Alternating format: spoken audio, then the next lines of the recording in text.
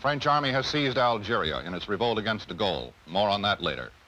In Laos, the government's army suffered its worst defeat of the Civil War, evacuating its last stronghold in north-central Laos. Now the communists may want to begin the ceasefire talks. And I believe that in the 1950s, the United States can once again capture the imagination of the world. Chicago, the Windy City, is both windy and snowy in the wake of a storm which leaves more than half a foot. Temperatures drop to 0 during the storm. San Francisco gets the heaviest snow in 30 years. Children, many of whom have never seen snow before, are more spellbound than snowbound, but they soon learn what to do with the stuff.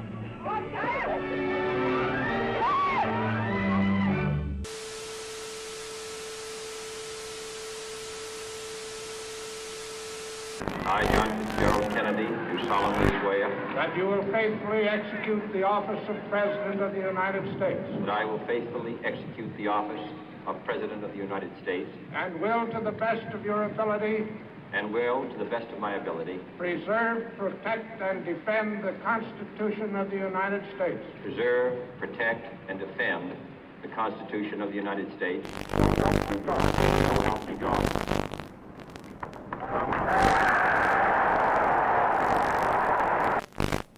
And so, my fellow Americans, ask not what your country can do for you, ask what you can do for your country.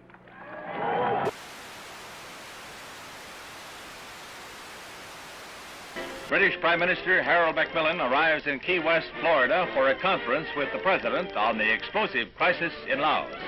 They jointly declare determination to prevent the Southeast Asian kingdom from being taken over by communist-supported rebels. Also discussed is Britain's ceasefire proposal to Moscow. Is the Soviet Union willing to agree to a ceasefire in Laos? We touched in conversation this subject.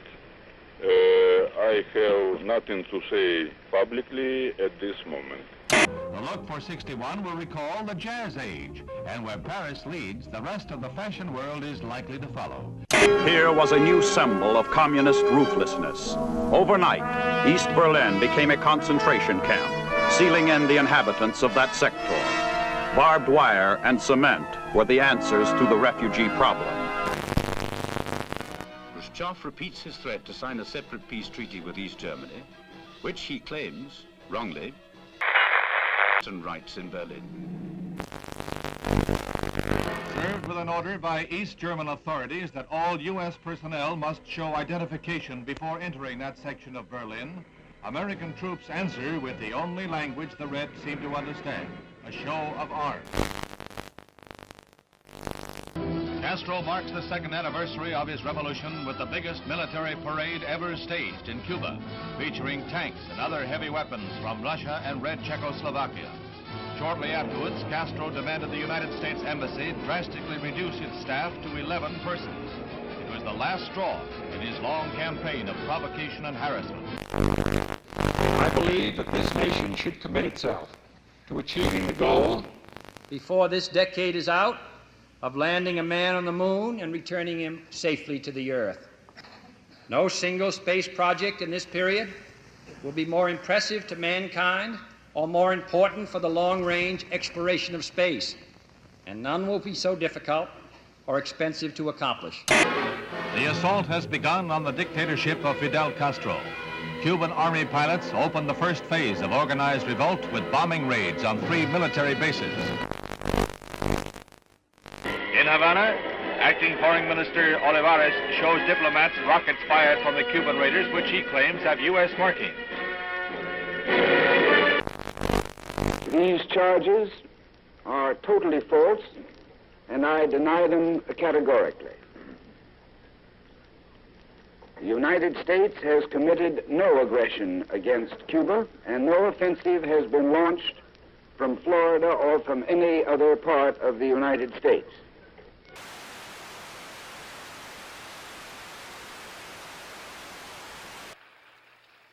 Es un honor para mí el estar hoy entre un grupo de los hombres más valientes del mundo.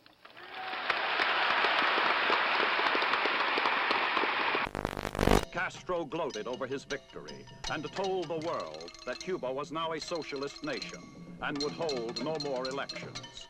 The next day, the United States officially proclaimed Cuba to be a communist satellite state. His first great success in space when the Russians pushed a man across the threshold. He was Yuri Gagarin, the astronaut the Russians lionized as the first to... It was the propaganda coup of the year. Today, this Redstone Mercury is the center of world attention as Lieutenant Commander Shepard walks to the elevator that will carry him 65 feet aloft to the capsule. It's 6:20 a.m., a moment of history. 3, 2, 1, 0.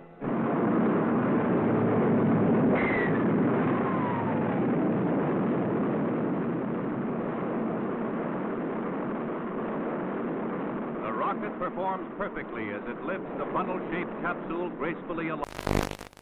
115 miles up, he went 300 miles downrange, right on target, and was picked up by waiting helicopters.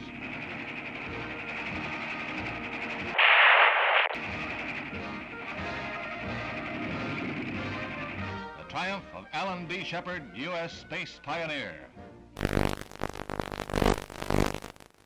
As the captain prepared to load the capsule, explosive bolts on the escape hatch let go, and the Mercury is lost. However, the moon gets closer.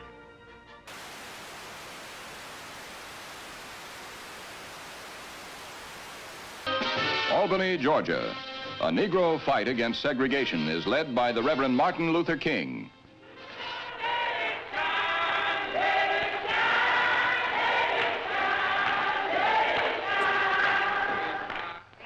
And if necessary, we must be willing to fill up the jails all over the state of Florida. Солнце. Шар превращается в колоссальный светящийся купол. Яркое свечение еще продолжается. В этом опыте оно длится необычайно долго. Путь страшной силы напутствует прихода ударной волны.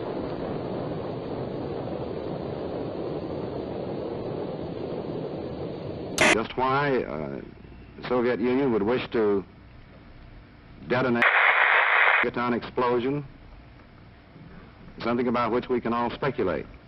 At Oxford, integration at the University of Mississippi becomes a one-man crusade. When Air Force veteran James Meredith tries to register, the police lines are drawn, U.S. Marshals blocked. When university officials are cited for contempt of federal court, Governor Ross Barnett persecutes the Negro applicant. Meredith goes away, and the federal government ponders its next move. The forces increased tenfold and more. It is not enough to avert a night of rioting, leaving 2 dead and the campus the shambles of a battlefield.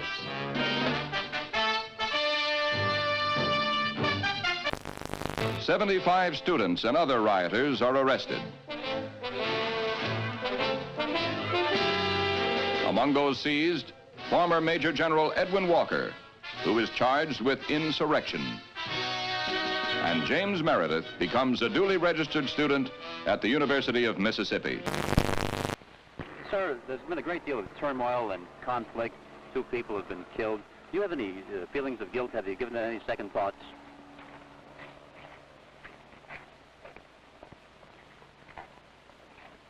I'm very sorry that anyone had to get hurt or killed. But of course, I think that's an unfair question to me. I don't believe any of you believe that I had anything to do with that.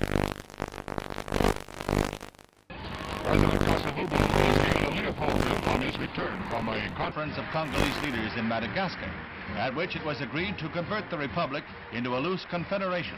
The streets are jammed for a parade in celebration of the decision. But red opposition to the plan is heated, and the pro-Soviet Antoine Gizenga, Lumumba's political heir, still controls key areas and sizable armed forces. The Congo's problems are far from over. Vienna was a neutral arena for a sparring match between 2 worlds. The men who hold the power to write tomorrow's history met, smiled, and resolved no problems. The dictator and the President, the East and the West. St. James Church in the Hudson River hamlet of Hyde Park is the scene of last rites for the First Lady of the World, Eleanor Roosevelt. President Kennedy heads the list of distinguished world leaders who pay last tribute to the extraordinary and beloved woman who is remembered as a humanitarian and one who loved her fellow man. There is no strife, no prejudice, no national conflict in outer space as yet. Its hazards are hostile to us all. Its conquest deserves the best of all mankind, and its opportunity for peaceful cooperation may never come again. But why, some say, the moon? Why choose this as our goal? And they may well ask, why climb the highest mountain? Why, 35 years ago, fly the Atlantic? Why does Rice play Texas? We choose to go to the moon. We choose to go to the moon.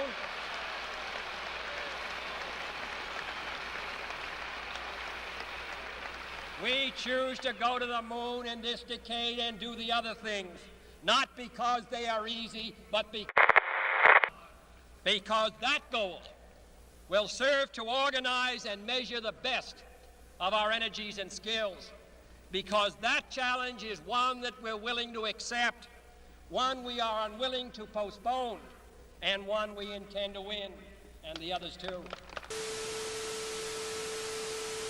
The Cold War, the ground forces of NATO have been alert against the military threat of the communist bloc. Now, Honest John missiles add to NATO's striking power.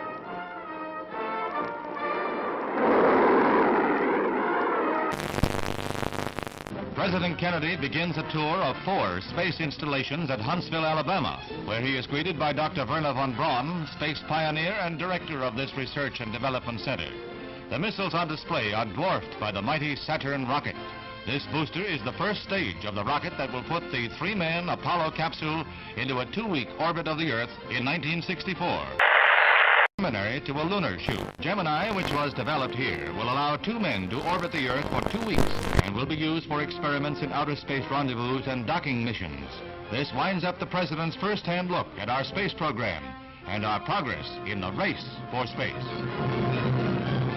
This deficit comes from a recession.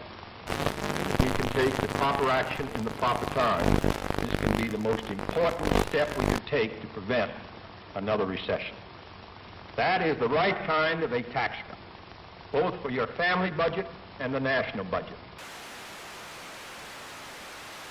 Chiang Kai-shek, leader of the peoples of Free China on the island of Taiwan, heads the celebration of the 50th anniversary of the overthrow of the Manchu dynasty.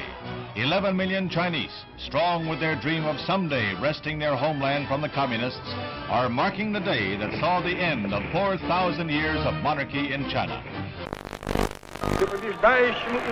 Khrushchev declared, through the formation of the world system of socialism, the situation in the world has altered radically.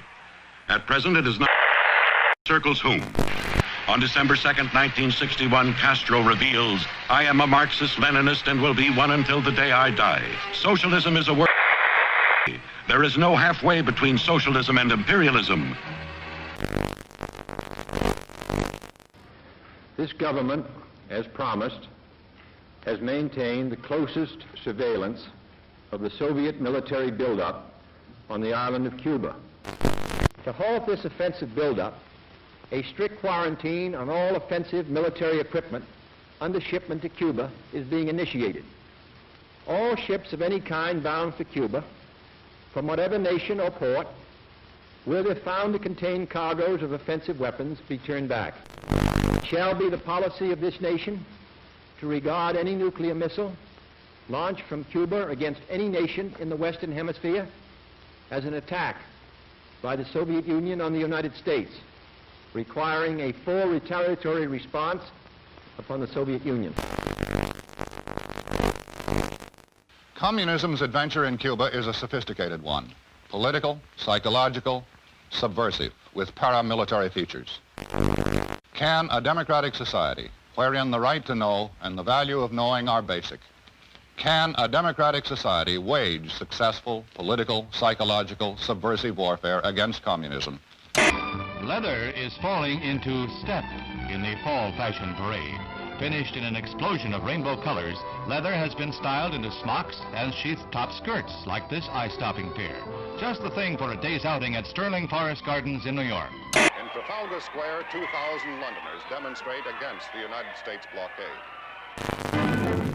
Fidel Castro whips up a furor in Cuba, charging the United States with arming and training mercenary forces for an imminent invasion.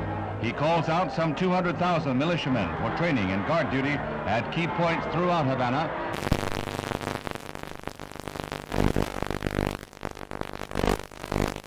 Khrushchev happily receives a gift of the Cuban flag as he lines up with a solid endorsement for the home-brewed anti-Americanism of Fidel Castro, the Soviet sole Western Hemisphere ally.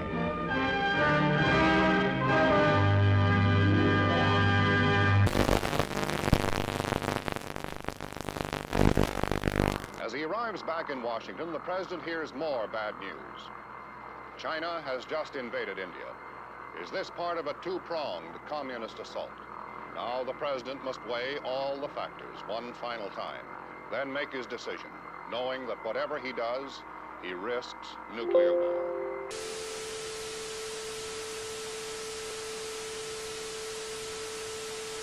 Meanwhile, the United States continues to reinforce its Cuban base at Guantanamo Bay, the naval depot that Castro wants the U.S. to give up. These Marines have been assigned the job of protecting the base against any Cuban threats that might arise during the present crisis.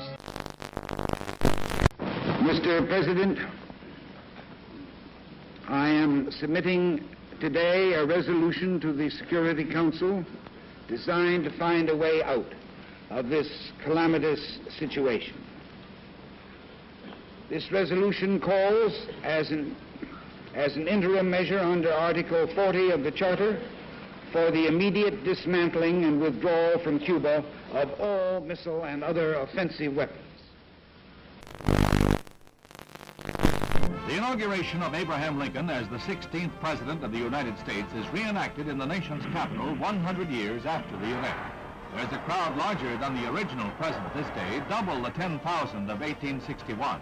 And the bright, balmy day is in marked contrast to the gloomy overcast of a century ago. Scenes familiar from history books and movies come to life at the Capitol as Mr. Lincoln arrives. He is portrayed...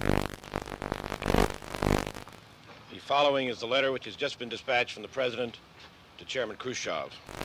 I think that you and I, with our heavy responsibilities for the maintenance of peace, were aware that developments were approaching a point where events could have become unmanageable.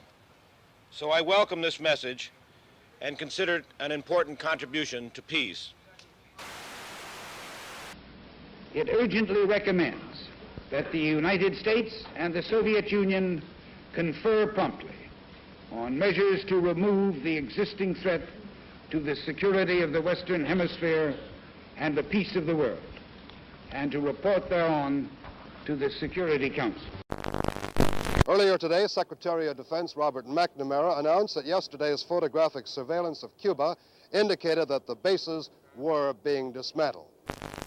But with increased United States aid and instruction, Vietnam soldiers learned to fight back against the communist Viet Cong. Helicopters become a crucial weapon against guerrillas who strike, then disappear will-o'-the-wisp in marshes. Southeast Asia and Berlin are not the only hazard areas in the orchestrated struggle of the Cold War. There is Cuba, from which Bay of Pigs invaders hobble back when their ransom is paid. The President visits the big missile center at Vandenberg Air Force Base. He becomes the nation's first president to see an intercontinental ballistic missile fired when an Atlas D blasts off its pad to roar down the Pacific Missile Range in a perfect launch.